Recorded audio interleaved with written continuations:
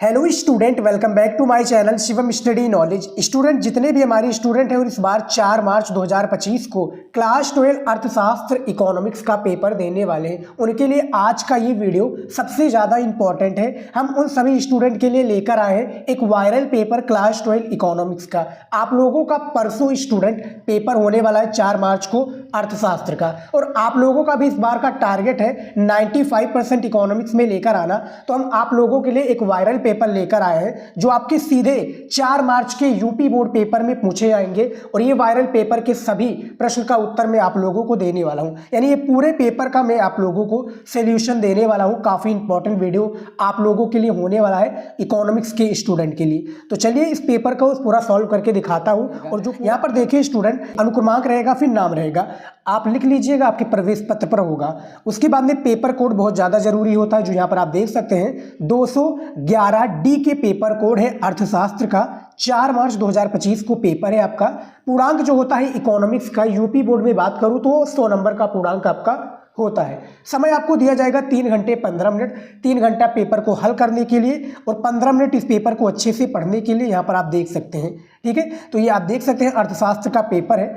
अब हम समझ लेते हैं स्टूडेंट, निर्देश को समझ लेते हैं स्टूडेंट, जो कि आपको इसी के अकॉर्डिंग प्रश्न का उत्तर देना होगा। यहाँ पर आप देख सकते हैं दिया हुआ है कि सभी प्रश्न अनिवार्य है, यानी इस पेपर में सभी प्रश्न अनिवार्य है। तीसरा पॉइंट है कि प्रश्न संख्या 1 से 10 तक बहुविकल्पीय प्रश्न है, जिनका केवल सही उत्तर अपनी उत्तर पुस्तिका में लिखना है। प्रश्न संख्या 11 से 18 तक अति लघु उत्तरीय प्रश्न है, जिनका प्रत्येक उत्तर 50 शब्दों में देना है। और प्रश्न संख्या 19 से 24 तक लघु उत्तरीय प्रश्न है, जिनका प्रत्येक उत्तर आपको 150 शब्दों में, तथा प्रश्न संख्या 25 से 27 तक विस्तृत उत्तरीय प्रश्न है, जिनका प्रत्येक उत्तर 300 शब्दों में आपको देना है। चौथा पॉइंट है इसमें कि प्रत्येक प्रश्न के लिए निर्धारित अंक उसके सामने दिए हुए। तो ये तो पेपर में भैया दिया होता है कि जो प्रश्न होता है जितने नंबर का वो सामने दिया होता है।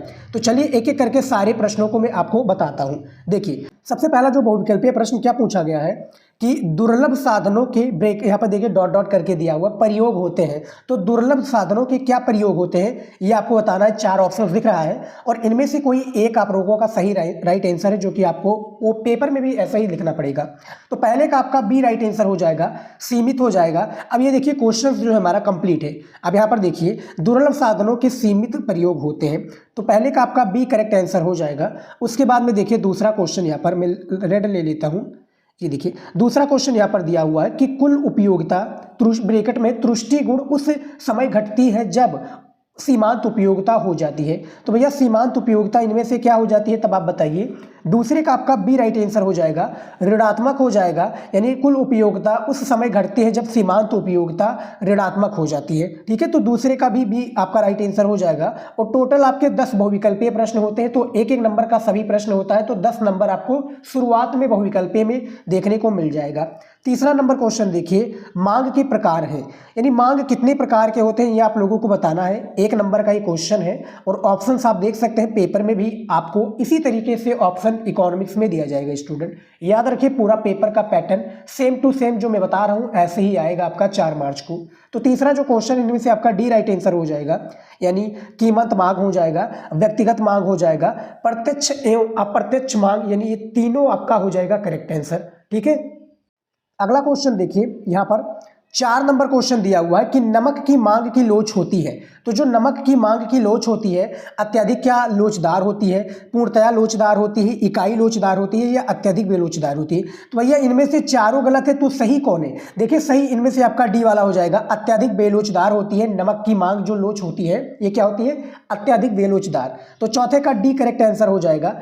5 नंबर क्वेश्चन देखिए कि निम्नलिखित में से किसको द्रव्यिक लागत भी कहा जाता है। तो भैया किसको द्रव्यिक लागत भी कहा जाता है, तो ये आपका मौद्रिक लागत हो जाएगा, बिल्कुल करेक्ट आंसर। यानी 5 नंबर का ए वाला ऑप्शन आपका बिल्कुल सही हो जाएगा।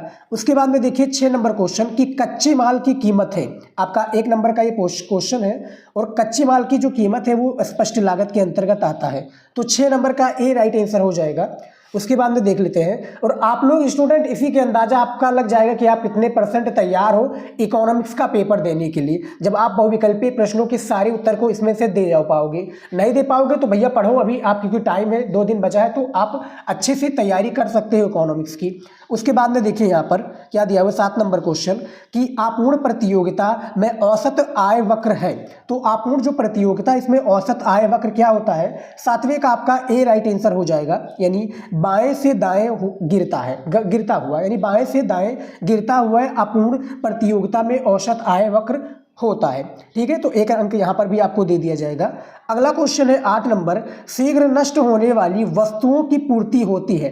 तो जो भैया शीघ्र नष्ट हो जाती है वस्तु, इनमें जो वस्तुओं की पूर्ति होती है वो क्या होती है, तो वो आपका बेलोचदार हो जाती है। ठीक है, तो 8वें का सी करेक्ट आंसर हो जाएगा। उसके बाद में देखिए 9 नंबर क्वेश्चन यहाँ पर दिया हुआ है कि विश्वव्यापी मंदी किस वर्ष में प्रारंभ हुई थी। तो देखिए विश्वव्यापी जो मंदी है, मैंने काफ़ी बार आप लोगों को इंपॉर्टेंट क्वेश्चन आंसर के वीडियो में बताया है, इनमें से 2929 हो जाएगा, यानी 1929 से लेकर, ठीक है स्टूडेंट, 1939 और 40 तक ये जो है विश्वव्यापी मंदी चली थी। ठीक है, पूरी दुनिया में चली थी। तो 9 नंबर का आपका ए करेक्ट आंसर हो जाएगा।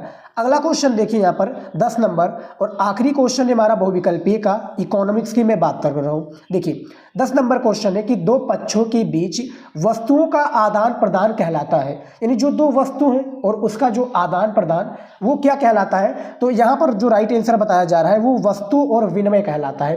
ठीक है, तो 10 नंबर का डी करेक्ट आंसर हो जाएगा। और ये सभी क्वेश्चंस आपके बहुविकल्पीय हैं और मैं चैनल पर स्टूडेंट अपने जो है इकोनॉमिक्स की भी तैयारी कराता हूँ, तो वहाँ पर भी मैंने काफ़ी इंपॉर्टेंट क्वेश्चन आंसर का वीडियो अपलोड किया है। नहीं देखा है तो प्लेलिस्ट ज्वाइन कर लीजिए और देख लीजिए, टाइम बहुत है आपके पास, 2 दिन। ठीक है, अच्छे से तैयारी करोगे तो टारगेट पूरा होगा। उसके बाद में देख लेते हैं, अब देखिए अति लघु उत्तरीय प्रश्न आ चुका है इस पेपर का। यहाँ पर मैं आपको इसका यानी अति लघु उत्तरीय प्रश्न का उत्तर भी मैं आप लोगों को बताने वाला हूँ। टोटल आपके इकोनॉमिक्स की मैं बात करूँ तो 8 आपके अति लघु उत्तरीय प्रश्न देते हैं। ठीक है, 3 नंबर का एक प्रश्न आपके ये होते हैं। तो एक एक करके चलिए सभी प्रश्नों को सॉल्व करते हैं। देखिए 11 नंबर क्वेश्चन दिया हुआ है कि समष्टि अर्थशास्त्र से आप क्या समझते हैं, इसके बारे में बताइए। 3 नंबर का क्वेश्चन है, इसका उत्तर देख लेते हैं। देखिए समष्टि अर्थशास्त्र में आर्थिक मुद्दों का अध्ययन संपूर्ण अर्थव्यवस्था को ध्यान में रखकर किया जाता है। इसके अंतर्गत समग्रों को अध्ययन किया जाता है जो कि पूरी अर्थव्यवस्था को समझने में सहायक होते हैं। इसके अंतर्गत राष्ट्रीय आय, पूर्ण रोजगार यानी फुल एम्प्लॉयमेंट आदि का अध्ययन किया जाता है। तो जो समष्टि अर्थशास्त्र है, देखिए आपके इकोनॉमिक्स में बात करूँ तो 2 भाग है। ठीक है, एक आपका व्यष्टि अर्थशास्त्र, दूसरा समष्टि अर्थशास्त्र। तो ये भैया दोनों के ऊपर है। ठीक है, आपके 5 चैप्टर इससे लिए गए हैं, 6 चैप्टर शायद उससे लिए गए हैं। ठीक है, सेक्शन ए सेक्शन बी से, इतना आपको क्लियर होगा। क्वेश्चन बैंक नहीं है तो भैया ले लीजिए, और अब नहीं लीजिएगा, देखिए 2 दिन बचा है तो लीजिएगा मत, हमारी वीडियो को देखकर तैयार कीजिए। ठीक है, मेहनत कीजिए, चैनल को सब्सक्राइब कर लीजिए इसी तरीके से रोज वीडियो पाने के लिए। ठीक है, अब चलिए देख लेते हैं अगला क्वेश्चन। यहाँ पर 12 नंबर क्वेश्चन देखिए, सीमांत तुष्टिगुण तथा कुल तुष्टिगुण में कोई एक अंतर बताइए। ठीक है, कोई एक अंतर आपको बताना है, तो कोई आप लोगों को एक अंतर बताना। जो 12 नंबर क्वेश्चन है कि सीमांत तुष्टिगुण तथा कुल तुष्टिगुण में कोई एक अंतर बताइए। 3 नंबर का क्वेश्चन है, इसका उत्तर देखिए। सीमांत तुष्टिगुण की प्राप्ति किसी वस्तु की अंतिम या सीमांत इकाई की उपभोग से होती है, जबकि कुल तुष्टिगुण की प्राप्ति किसी वस्तु की उपभोग की गई समस्त इकाइयों की सीमांत तुष्टिगुणों यहाँ पर देखिए तुष्टि के योग से होती है। तो ये 12 नंबर क्वेश्चन का राइट आंसर है। आप लोग वीडियो को रोक कर भी देख सकते हैं क्वेश्चंस के आंसर को स्टूडेंट। ठीक है, 13 नंबर प्रश्न है यहाँ पर, मांग के नियम की मान्यताएं बताइए। ये भी आपका 3 नंबर का क्वेश्चन है। इसका उत्तर देखिए, मांग के नियम की मान्यताएं निम्नलिखित है। अब वो कुछ पॉइंट के थ्रू बताया गया है, वो भी चलिए दिखा देता हूँ मैं आपको एक एक करके। देखिए सर्वप्रथम मांग का नियम इस मान्यता पर आधारित है कि उपभोक्ता की आय में परिवर्तन नहीं होना चाहिए, वो यथावत बनी रहनी चाहिए। दूसरा है उपभोक्ता के स्वभाव, रुचि, पसंदगी, और यहाँ पे देखिए अधिमान, फैशन एवं आदत में परिवर्तन नहीं होना चाहिए। फैशन और आदत में क्या है, परिवर्तन नहीं होना चाहिए, दूसरा है। उसके बाद में देखिए तीसरा है विचाराधीन वस्तु की संबंधित वस्तुओं, पूरक वस्तुओं के मूल्य में भी परिवर्तन नहीं होना चाहिए। ठीक है, तो जो ये आपका क्वेश्चन है कि मांग के नियम की मान्यताएं बताइए। ठीक है, ये 13 नंबर क्वेश्चन का राइट आंसर है। यहाँ पर आप देख सकते हैं, मैंने बता दिया है। और आप लोग वीडियो रोक कर क्वेश्चन को लिख रहे हो तो अच्छी बात है, नहीं तो समझ लीजिए, समझ लोगे तो सारा कॉन्सेप्ट क्लियर रहेगा। उसके बाद में देखिए अगला क्वेश्चन 14 नंबर, ये देखिए 14 नंबर क्वेश्चन है कि अवसर लागत से आप क्या समझते हैं, इसके बारे में बताइए। इसका उत्तर देखिए, अर्थशास्त्रियों के मनोवैज्ञानिक तथ्यों पर आधारित वास्तविक लागत के विचार को आधुनिक अर्थशास्त्रियों ने त्याग दिया और उसके स्थान पर अवसर लागत के विचार का प्रतिपादन किया। अवसर लागत को वैकल्पिक लागत, विस्थापित लागत तथा हस्तांतरण लागत के नामों से भी जाना जाता है। तो अवसर लागत को किस नाम से जाना जाता है, इसका परिभाषा बता दिया है। 15 नंबर प्रश्न देखिए, यहाँ पर कुल आय को परिभाषित कीजिए एवं उसकी गणना का सूत्र लिखिए। ये 3 नंबर का एक मोस्ट इंपॉर्टेंट क्वेश्चन है। इसका उत्तर देख लेते हैं। जब कोई फर्म या उत्पादक अपने उत्पादन का विक्रय करता है, यानी अपने जो उत्पादन है उसका क्या करता है, विक्रय करता है, तो उसके प्राप्त होने वाली कुल धनराशि कुल आय कहलाती है। यानी तो उसके जो प्राप्त होने वाली कुल धनराशि होती है वो क्या है, कुल आय कहलाती है। कुल आय ब्रैकेट में देखिए, यहाँ पर आगम का सूत्र नियम है। आगम का जो सूत्र है वो क्या है, निम्न प्रकार से है। ये देखिए सूत्र इसका, कुल आय इक्वल टू, ठीक है, वस्तु की बेची गई मात्रा गुणे कीमत। ये इसकी परिभाषा है और इसका सूत्र है जो कि 15 नंबर क्वेश्चन में बताया गया है। स्क्रीन पर आप देख सकते हैं। 16 नंबर क्वेश्चन देखिए, स्टॉक से आप क्या समझते हैं। जो स्टॉक है इससे आप क्या समझते हैं, इसके बारे में बताइए। इसका उत्तर देख लेते हैं। इसका उत्तर देखिए, स्टॉक को एक विशिष्ट समय बिंदु पर मापा जाता है जो उस विशिष्ट समय में मौजूद वस्तुओं की मात्रा का प्रतिनिधित्व करता है। वस्तुओं की मात्रा का संबंध मुद्रा पूर्ति, राष्ट्रीय आय आदि से है। ठीक है, तो ये स्टॉक से आप क्या समझते हैं, इसके बारे में बताया गया है। और आप लोग क्या है, एक एक करके सारे क्वेश्चंस को नोट कर लीजिए और दिमाग में फीड कर लीजिए, क्योंकि क्वेश्चन बैंक में भी ये सारे क्वेश्चन मिल जाएंगे आप लोगों को। उसके बाद में देखिए 17 नंबर क्वेश्चन, राष्ट्रीय आय को परिभाषित कीजिए। ये 3 नंबर का आपका क्वेश्चन है। इसका उत्तर देखिए, सामाजिक सुरक्षा कवच से अभिप्राय उन संस्थानीय, यहाँ पर देखिए, उन संस्थानीय उपायों से है जिनके द्वारा आर्थिक रूप से कमजोर लोगों को वैश्वीकरण के दुष्प्रभावों से बचाया जा सके। ठीक है, उससे क्या है, दुष्प्रभावों से बचाया जा सके, ये राष्ट्रीय आय का परिभाषा है। उसके बाद में देखिए आखिरी क्वेश्चन है अति लघु उत्तरीय प्रश्न का इकोनॉमिक्स में। 18 नंबर क्वेश्चन है कि स्वतंत्रता के समय विभाजित हुए 2 प्रांतों के नामों का उल्लेख कीजिए। ये 2 नंबर का आपका क्वेश्चन है।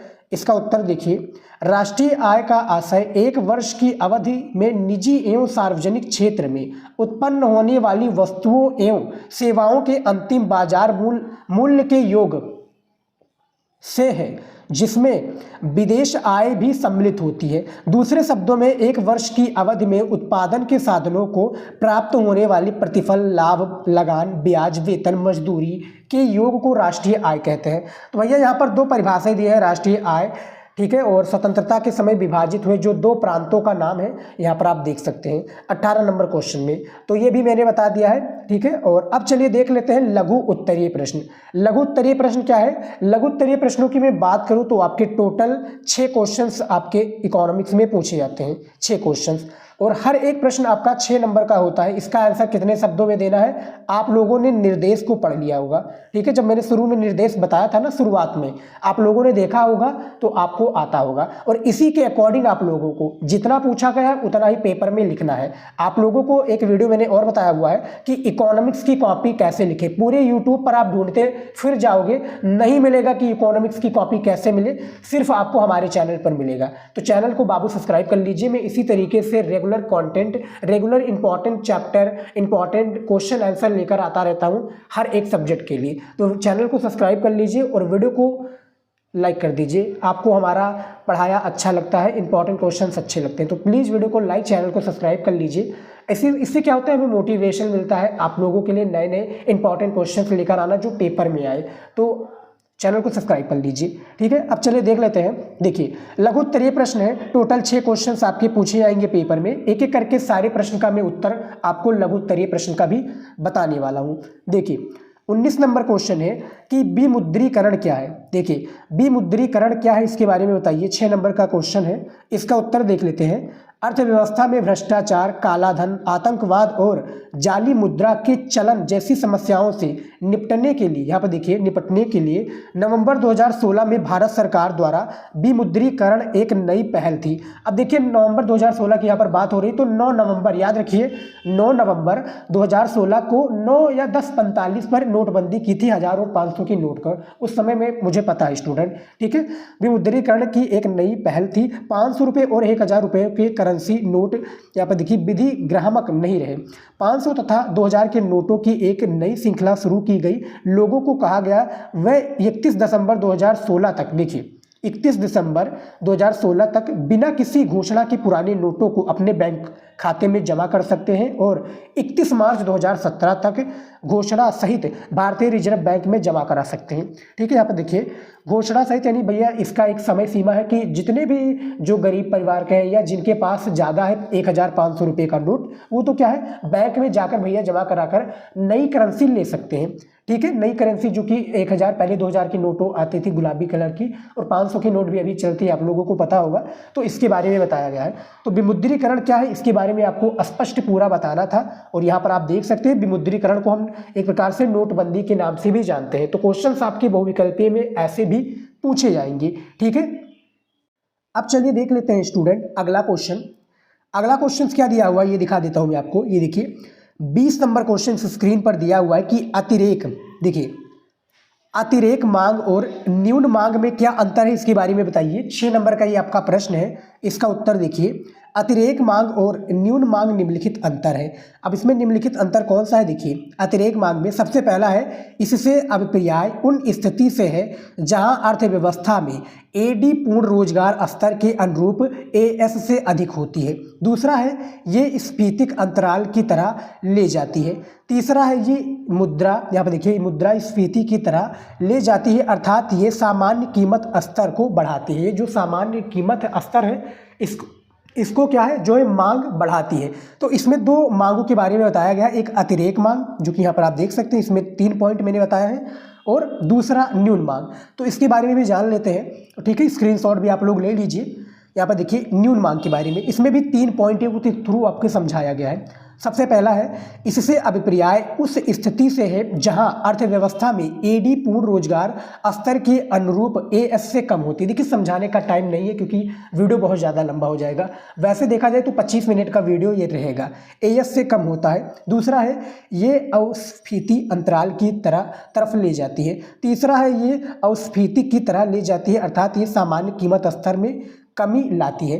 तो ये दोनों के बारे में बताया गया, दोनों में आपको अंतर बताना था यानी विभेद करना था, डिफरेंस बताना था, ये आप देख सकते हैं, ठीक है। 20 नंबर क्वेश्चन में 6 नंबर का एक क्वेश्चन होता है आपका। उसके बाद में देखिए अगला क्वेश्चन, देखिए 21 नंबर क्वेश्चन दिया है कि विदेशी विनिमय से क्या अभिप्राय है, उदाहरण सहित बताइए। यानी जो विदेशी विनिमय है इससे अभिप्राय क्या है, इसका उदाहरण हमें बताना है। 6 नंबर का क्वेश्चन है। कहा को 36 नंबर भैया आपको लघु उत्तरीय प्रश्न में देखने को मिल जाएगा। बस आप लोगों को सारे प्रश्न का उत्तर आना चाहिए और आपको कॉपी में लिखने का तरीका मालूम होना चाहिए। पूरा नंबर एग्जामिनर देगा, एक भी नंबर बिना कट किए हुए, ठीक है। तो चलिए इसका उत्तर देख लेते हैं। इसका उत्तर देखिए विदेशी विनिमय का अर्थ किसी देश की उपलब्ध विदेशी मुद्रा से है। जैसे भारत के पास विदेशी विनिमय का अर्थ भारतीय रिजर्व बैंक के पास उपलब्ध विदेशी मुद्राओं के स्टॉक से है। अन्य शब्दों में विदेशी विनिमय से अभिप्राय एक दिए गए देश की घरेलू करेंसी को छोड़कर दूसरी सभी करेंसी से है। उदाहरण स्वरूप भारत की घरेलू करेंसी भारतीय रुपया है और सभी दूसरी करेंसी जैसी यूएस डॉलर, ब्रिटेन पौंड यानी पौंड आप जानते हैं, और कुवैत दिनार आदि विदेशी विनिमय है। उदाहरण के रूप में $1 का मूल्य 70 रुपये है। अब प्रेजेंट टाइम में देखा जाए तो भैया 90 रुपये के पास पहुंचा जा रहा है, यानी 88 रुपये है प्रेजेंट टाइम में डॉलर की कीमत, यानी $1 88 रुपये भारत के रुपये में, ठीक है, रुपये है। अर्थात $1 प्राप्त करने के लिए 70 रुपये देने होंगे। तो डॉलर की विदेशी विनिमय दर यहाँ पर देखिए $1 = 70, इसे 70 = 1 लिखा जाता है, ठीक है। 70 = 1 यानी वहाँ का यानी भारत का 70 रुपये जो कि एक पुराना डाटा है, ठीक है। अभी की बात की है तो 88 रुपये भारत का और वहाँ का अमेरिका का $1 माना जाएगा। तो ये हमारा 21 नंबर क्वेश्चन का आंसर है, यहाँ पर आप देख सकते हैं, ठीक है, इसका आंसर है। उसके बाद में देख ले अगला क्वेश्चन देख लेते हैं। देखिए अगला क्वेश्चन है 22 नंबर, स्क्रीन पर देखिए भुगतान संतुलन में घाटा या अतिरेक को स्पष्ट कीजिए। 6 नंबर का ये क्वेश्चन है और कुछ पॉइंट के थ्रू बताया गया है। इसका उत्तर देखिए भुगतान संतुलन में घाटे एवं अतिरेक का विचार नया नहीं है। यद्यपि इसकी महत्ता देखिए महत्ता को हाल के वर्षों में स्वीकार किया गया है। भुगतान संतुलन में अतिरेक कुछ अधिक समस्या उत्पन्न करता है, परंतु घाटा अर्थव्यवस्था के लिए अक्सर कठिन समस्या उत्पन्न करता है। ठीक है, अब इसमें देखिए इसमें पॉइंट है, सबसे पहला है जो कि घाटा जो उत्पन्न करता है समस्या वो क्या है। देखिए भुगतान संतुलन में घाटा तब उत्पन्न होता है जब वाणिज्यिक नियतों पर अधिकता यहाँ पर देखिए की स्थिति होती है। आयातों की क्या है, वाणिज्यिक में अधिकता की स्थिति होती है। इसमें दूसरा पॉइंट है कि भुगतान संतुलन में अतिरेक तब उत्पन्न होता है जब वाणिज्यिक निर्यातों की वाणिज्यिक आयातों पर अधिकता की स्थिति होती है। तो ये 22 नंबर क्वेश्चन का आंसर है। इसका भी आप देख सकते हैं, वीडियो को रोक कर भी सारी चीज़ों को समझ लीजिए। और उसके बाद में देखिए 23 नंबर क्वेश्चन। देखिए 23 नंबर क्वेश्चन क्या है कि बजट लाइन एवं बजट सेट की व्याख्या कीजिए। देखिए बजट सेट एक अलग हो जाता है और बजट लाइन जो है एक अलग हो जाता है। तो दोनों कॉन्सेप्ट को हमें इजीली समझाना है। कैसे समझाएंगे चलिए देख लेते हैं। प्रश्न जो है बहुत ही इंटरेस्टिंग आपके अर्थशास्त्र में दिए होते हैं। यहाँ पर देखिए इसका उत्तर है, सबसे पहला है बजट सेट। देखिए बंडलों का वह सेट जो एक उपभोक्ता को प्रायः है जबकि उपभोक्ता की आय एवं वस्तुओं की कीमतें दी गई बजट सेट कहलाता है। ठीक है, यानी वस्तुओं की जो कीमतें होती हैं वो क्या है, बजट सेट कहलाता है। और दूसरा देखिए बजट रेखा। बजट रेखा ऐसी दो वस्तुओं के बंडलों के संयोजन को प्रदर्शित करती है जिसकी कीमत उपभोक्ता की आय के बराबर हो। अंततः यहाँ पर देखिए अतः इस रेखा में वे सभी बंडल शामिल हैं जिनकी लागत उपभोक्ता की आय के बराबर हो। बजट रेखा के नीचे के बिंदु उन बंडलों को प्रदर्शित करते हैं जिनकी लागत उपभोक्ता की आय से कम है। ठीक है, उपभोक्ता की आय से क्या है, कम है। तो ये आपका 23 नंबर क्वेश्चन का आंसर है। यहाँ पर आप देख सकते हैं, काफ़ी इंटरेस्टिंग क्वेश्चन है। बजट सेट और बजट रेखा दोनों के बारे में बताया गया है, दोनों कॉन्सेप्ट अलग है, इसको तैयार कर लीजिए। और स्टूडेंट देखिए इसमें क्या है, इसमें आपको समझकर आप समझ लेगो फिर भी लिख सकते हो, लेकिन इसमें क्या है समझना और समझकर लिखना बहुत बड़ी प्रॉब्लम हो जाती है। ठीक है, जब आप इसको अच्छे से समझ लोगे, अच्छे से एनालिसिस कर लोगे, क्योंकि ये जो है पूरा वेस्ट अकाउंटिंग के ऊपर है। आप इसको समझोगे तो पूरा कॉन्सेप्ट आपको समझ में आ जाएगा। और इसमें देखिए राइट आंसर ही आप लोगों को लिखना पड़ेगा अधिकतम। ठीक है, एग्जामिनर देखिए एग्जामिनर के ऊपर है वो कैसा रिएक्ट करता है आपके इन सभी क्वेश्चनों को देखकर। अगला क्वेश्चन है हमारा आखिरी क्वेश्चन, भी इसको कह सकते हैं लघु उत्तरीय प्रश्न का, क्योंकि 6 ही क्वेश्चन आपके लघु उत्तरीय प्रश्न में दिए जाते हैं। 24 नंबर क्वेश्चन है कि क्रमागत उत्पत्ति हास जो नियम है इसके तीनों अवस्थाओं को समझाइए। 6 नंबर का ये प्रश्न है, इसका उत्तर देख लेते हैं। देखिए प्रथम अवस्था है कि जब उत्पादन में श्रम व पूंजी की 3 इकाइयां लगाई जाती हैं तो सीमांत उत्पादन और औसत उत्पादन और कुल उत्पादन क्रमशः बढ़ जाते हैं। अतः उत्पत्ति, यहाँ पर देखिए उत्पत्ति वृद्धि नियम या वृद्धमान प्रतिफल नियम क्रियाशील हो रहा है। ठीक है, प्रतिफल नियम जो है वो क्रियाशील हो रहा है। और देखिए स्टूडेंट मैं आपको बता दूं, बैकग्राउंड में आपको काफ़ी आवाज़ सुनाई दे रही होगी, उसके लिए मैं माफ़ी चाहूँगा, क्योंकि मैं वीडियो दिन में बना रहा हूँ तो काफ़ी शोर शराबा आसपास के लोग करते हैं। ठीक है, अब देखिए दूसरा इसमें है द्वितीय अवस्था, श्रम व पूंजी साधन की चौथी इकाई लगाने पर सीमांत उत्पादन स्थिर हो जाता है, अर्थात स्थिर प्रतिफल नियम क्रियाशील हो रहा है। अतः उत्पत्ति हास नियम या हासमान प्रतिफल नियम क्रियाशील हो रहा है। ठीक है, अब देखिए तृतीय अवस्था क्या है, श्रम व पूंजी की 8वीं व 9वीं इकाई लगाने पर सीमांत उत्पादन ऋणात्मक हो जाता है तथा कुल उत्पादन भी घटने लगता है। अतः तृतीय अवस्था में उत्पादन कार्य नहीं हो सकता। जो तृतीय अवस्था है इसमें जो उत्पादन कार्य है ये नहीं हो सकता। तो ये काफ़ी आपका इंटरेस्टिंग क्वेश्चन है, 24 नंबर भी। ठीक है, स्क्रीन पर आप देख सकते हैं, काफ़ी इंटरेस्टिंग क्वेश्चन है और आपके पेपर में ऐसे ही क्वेश्चन दिए होते हैं। ठीक है, अब चलिए देख लेते हैं अगला क्वेश्चन जो कि विस्तृत उत्तरीय क्वेश्चन है। और आपके पेपर में टोटल मैं बताऊं, विस्तृत उत्तरीय प्रश्न को आपको केवल 3 ही प्रश्नों का उत्तर देना रहता है। टोटल 3 ही क्वेश्चन दिए होते हैं, वो भी अथवा करके। तो चलिए देख लेते हैं, और इन सभी क्वेश्चन का आंसर आप लोगों को आपके क्वेश्चन बैंक और आपके अर्थशास्त्र के बुक में मिलेगा। ठीक है, मैं दिखा देता हूँ। देखिए विस्तृत उत्तरीय प्रश्न है, 25 नंबर क्वेश्चन देखिए स्क्रीन पर दिया हुआ है कि उपभोक्ता संतुलन से क्या आशय है, तटस्थता वक्र विश्लेषण से उपभोक्ता का संतुलन समझाइए। 10 नंबर का एक क्वेश्चन है और इसके एक प्रश्नों का यानी विस्तृत उत्तरीय के एक प्रश्नों का 300 शब्दों में आपको आंसर देना है। अथवा करके ये प्रश्न दिया हुआ है कि पूर्ति के संकुचन एवं पूर्ति के विस्तार को समझाइए। यहाँ पर देखिए जो पूर्ति के संकुचन एवं पूर्ति के विस्तार को आपको समझाना है। उसके बाद में देखिए अगला क्वेश्चन 26 नंबर, देखिए 26 नंबर क्वेश्चन है कि आय में परिवर्तन के कारण एक वस्तु की मांग पर पड़ने वाले प्रभाव समझाइए। ये भी 10 नंबर का क्वेश्चन है। इसमें अथवा करके क्वेश्चंस क्या दिया हुआ ये देखिए कि जब वस्तु की कीमत 20 रुपये प्रति इकाई से घटकर 10 रुपये हो जाती है तो उत्पादक पूर्ति 100 इकाइयों से घटाकर 50 इकाइयों कर देता है। कीमत पूर्ति लोच का परिकलन कीजिए। कीमत प्रति लोच का क्या है, आपको यहाँ पर देखिए परिकलन करना है। और अब आखिरी क्वेश्चन है 27 नंबर, इसको देखिए यहाँ पर दिया हुआ है 27 नंबर की उच्चतम कीमत सीमा और न्यूनतम कीमत सीमा के अर्थ एवं निहितार्थ समझाइए। क्या है, निहितार्थ समझाना, जो कि ये भी आपका 10 नंबर का क्वेश्चन है। अथवा करके क्वेश्चन दिया हुआ है कि ब्रेटन वुड्स प्रणाली को लिखिए। जो ब्रेटन वुड्स प्रणाली है इसको भी आप लोगों को लिखना है, ठीक है, 27 नंबर क्वेश्चन में। और यहाँ पर मैं आपको बता दूं टोटल कितने क्वेश्चन है। टोटल आपके यहाँ पर 2, 2, 4, 2, 6 आपके टोटल विस्तृत उत्तरीय में 6 प्रश्न दिए होते हैं। आपको पेपर में केवल 3 ही प्रश्नों को करना है, क्योंकि इतना दिमाग तो आपके पास भी है कि अथवा वाले में से दोनों में से किसी एक को करना होता है। मिलेगा आपको 10 नंबर ही इनमें से किसी एक के बताए गए प्रश्नों का। 300 शब्दों में आंसर लिख लोगे तो यहाँ पर आप देख सकते हैं, आप स्क्रीनशॉट ले लीजिए, नहीं तो लिख लीजिए, क्योंकि ये सभी क्वेश्चंस इंपॉर्टेंट है।